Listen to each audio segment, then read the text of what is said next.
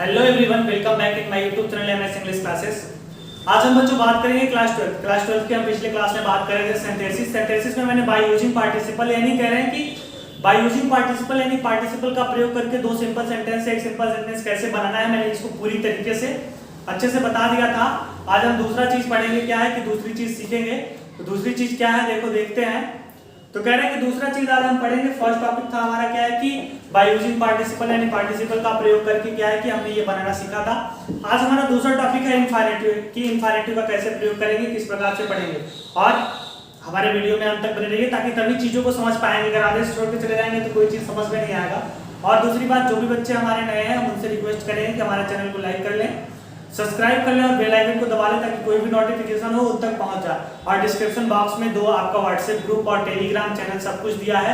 जो भाई जिसको सुटेबल लगे वो उस ग्रुप में ज्वाइन हो सकता है। WhatsApp for boys for girls दोनों के लिए है, टेलीग्राम सभी के लिए कंबाइन है, उसमें कोई भी जुड़ सकता है।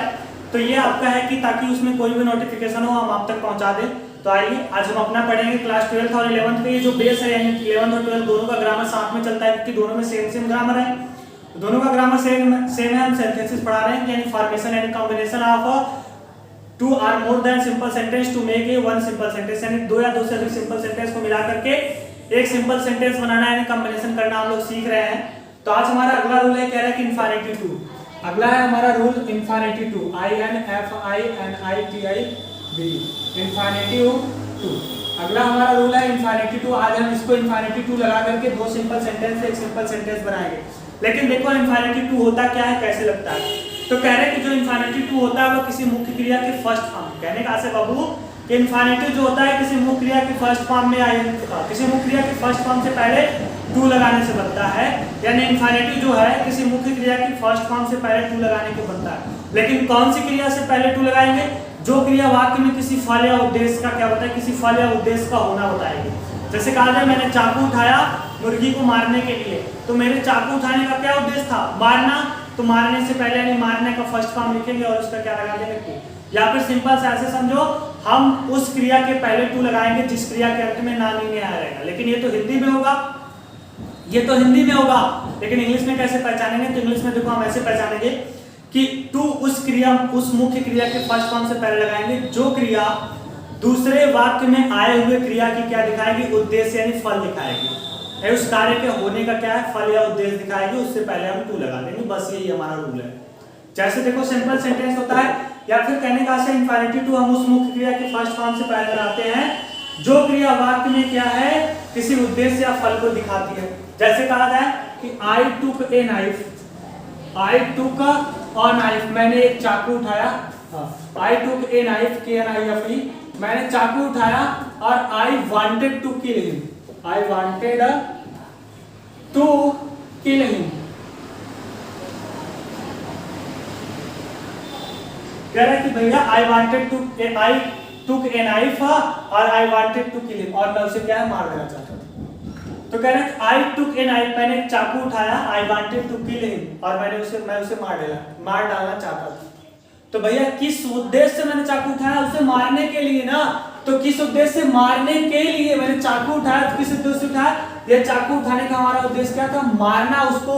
तो मारना, तो जो क्रिया उद्देश्य दिखाएगी बस उसी क्रिया को क्या करेंगे, यानी दूसरे वाक्य को तब पहले जैसे यानी दूसरे वाक्य को ज्यों का त्यों लिखेंगे और फिर टू लगा करके उस क्रिया से जितने भी शब्द होंगे सभी को उतार देंगे। कहने का आशय है जिस वाक्य में उस क्रिया के उद्देश्य का फल दिखाई देगा, जिस वाक्य में मतलब कि उस क्रिया का उद्देश्य या फल दिखाई देगा, उस सेंटेंस को छोड़ के दूसरे सेंटेंस को ज्यों का त्यों लिखेंगे और जो क्रिया उद्देश्य दिखाएगी बस उससे पहले टू लगा करके बचे हुए वाक्य को उतार देंगे। ये है। जैसे अगला सेंटेंस देखते हैं, कह रहा है कि I had no money, I had no money, I had no money, मेरे पास पैसा नहीं है। I could not give away, और कह रहा है कि आई कुड नॉट,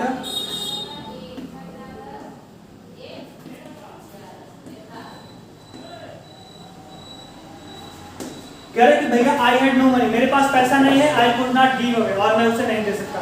तो भाई मेरे पैसा न होने का उद्देश्य क्या, भैया मैं नहीं दे पाया। अगर पैसा होता तो मैं उसे दे देता ना। तो जो उद्देश्य दिखाएगी, जो क्रिया उद्देश्य दिखाएगी, उसको छोड़ करके दूसरे वाले वाक्य को ज्यों का त्यों लिखेंगे आई हैड नो मनी, उस दूसरे वाले वाक्य को ज्यों का त्यों लिखेंगे और जो क्रिया उद्देश्य दिखाएगी उसका फर्स्ट फॉर्म लिखेंगे। गिव दिखा, गिव आपका उद्देश्य दिखा रहे, इसका फर्स्ट फॉर्म से पहले टू लगा करके उसके बाद बचे हुए शब्दों को लगा देंगे। कह रहे कि I had no money to give away, उसे देने के लिए मेरे पास पैसा नहीं है। अब जैसे आगे सेंटेंस देखते हैं, एक दो सेंटेंस और। जैसे कोई सेंटेंस लिखा, कह रहा है कि ही इज वेरी वीक और ही कैन नॉट वॉक। इसको मिटा देते हैं, इसे नोट कर लीजिए आप लोग, सभी बच्चे इसे नोट कर लीजिए जो भी देख रहे हैं। अगला हमारा है,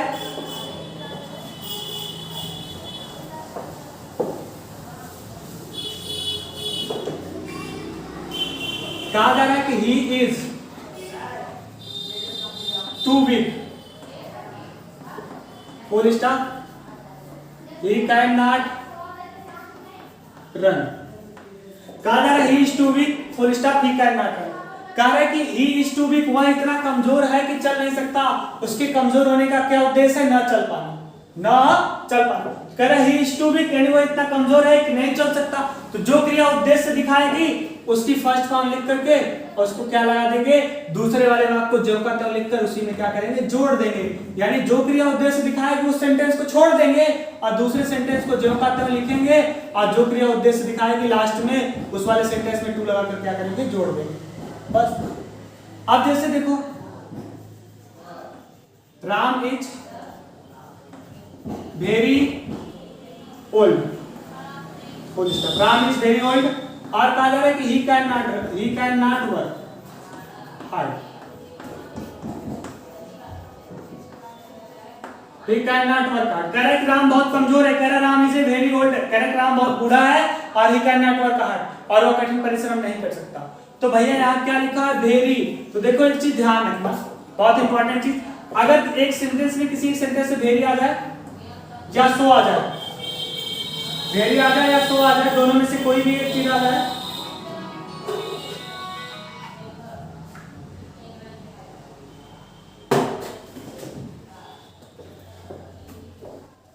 कह रहा है कि दोनों में से, कह रहा है कि दोनों में से किसी एक सेंटेंस में वेरी या सो आ जाए।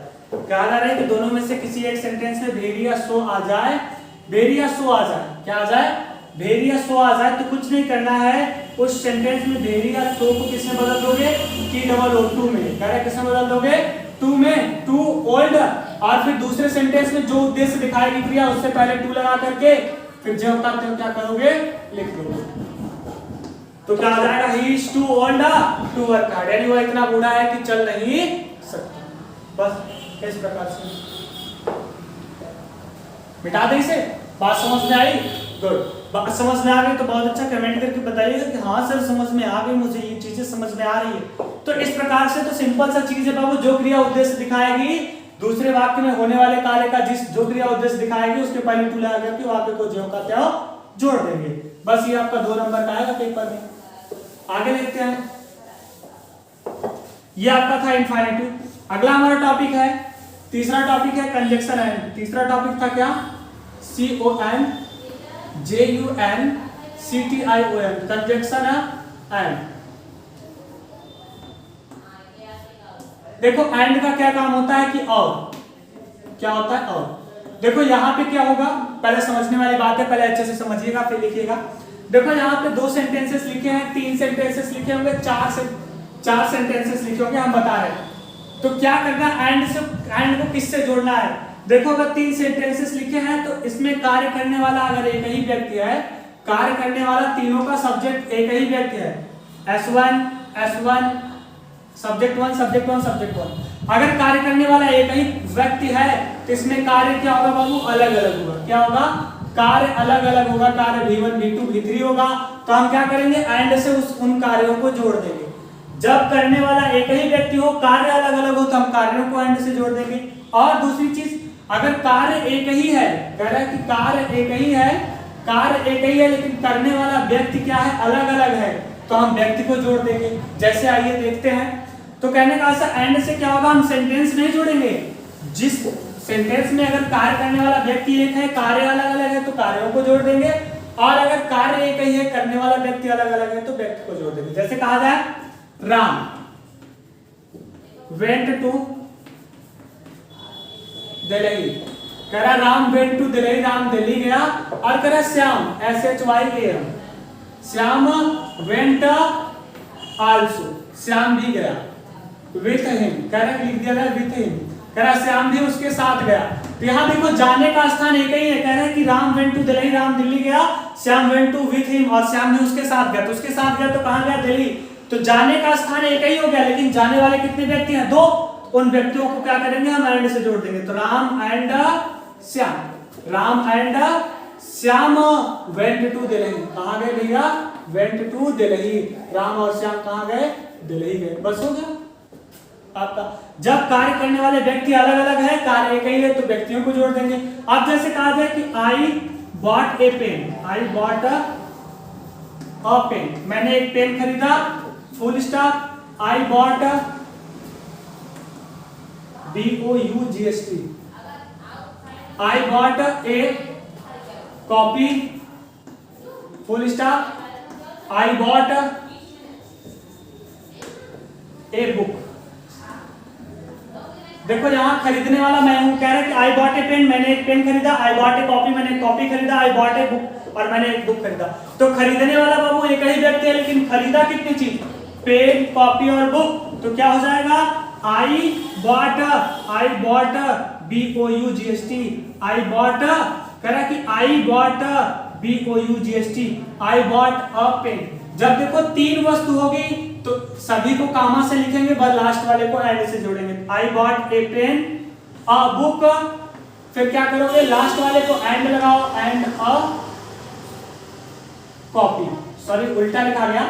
तो कहने का आशय कि आई बॉट अ पेन, एक पेन खरीदा, फिर क्या खरीदा? कॉमा ए कॉपी, क्योंकि 3 चीज है तो सिर्फ लास्ट वाले को एंड से जोड़ेंगे, फिर एंड अ बुक।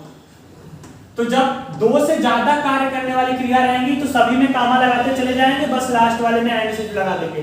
और 2 से अधिक व्यक्ति रहेंगे तो सभी में कामा लगाते हुए चले जाएंगे, लास्ट वाले व्यक्ति को एंड से जोड़ देंगे। यही रूल होता है। तो कहने का आशय है कि जब काम करने वाले एक व्यक्ति हो, काम करने वाला एक व्यक्ति हो, काम अलग अलग हो, तो उस काम यानी अलग अलग काम को जोड़ देंगे। और जब काम एक ही हो, करने वाला व्यक्ति अलग अलग हो, तो हम क्या करेंगे? व्यक्ति को जोड़ देंगे। इस प्रकार से ये करेंगे। तो आज के लिए फिलहाल इतना ही।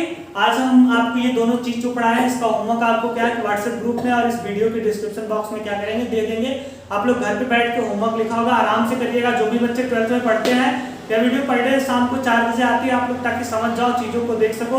ग्रामर बहुत ही इंपॉर्टेंट है। अगर 1 पॉइंट गलत तो 2 नंबर पूरा चला जाएगा। 1 पॉइंट गलत तो 2 नंबर पूरा चला जाएगा। तो जो भी बच्चे नए हैं हमारे चैनल को सब्सक्राइब कर ले, और दूसरे बच्चों के जो भी उनके पास ग्रुप है, व्हाट्सएप ग्रुप है, ताकि लोगों तक शेयर करें, ताकि ये पता चल सके कि हाँ क्लास 12 का बैच स्टार्ट हो चुका है। उसमें ग्रामर पढ़ाया जाता है। हमारा ही पूरा सिलेबस है, यूपी बोर्ड का है, CBSE बोर्ड का है, सारा सिलेबस हमारा ही है, ताकि जो भी बच्चे हैं उन्हें देख सके और समझ सके और पढ़ सके। क्योंकि जो रिजल्ट आया जानते ही हो, आपको समझ में आ गया होगा कि पेपर दे के रिजल्ट पाना कितना अच्छा है। कि आप जो बच्चे कह रहे थे कि नहीं प्रमोट होंगे ज्यादा बेटर है, उनको समझ में आ गया है कि नहीं पेपर देना इससे कहीं ज्यादा बेटर था। मैं पेपर दिया होता तो इससे कहीं ज्यादा नंबर लाता। तो आज उनको फील हो रहा है ना, तो वही चीज है, जो फील हो रहा है, तो जिनको फील हो रहा है तो कोई बात नहीं, जिनका समय था भाई चला गया, लेकिन अब जिनका समय आने वाला है वो बच्चे पढ़ाई करके वो कहें कि नहीं हम पेपर देंगे, हम प्रमोट नहीं होंगे।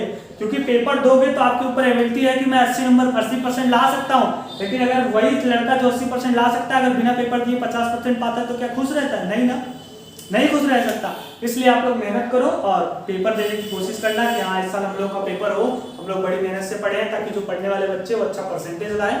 ठीक है, तो फिलहाल आज के लिए इतना ही। थैंक यू, धन्यवाद।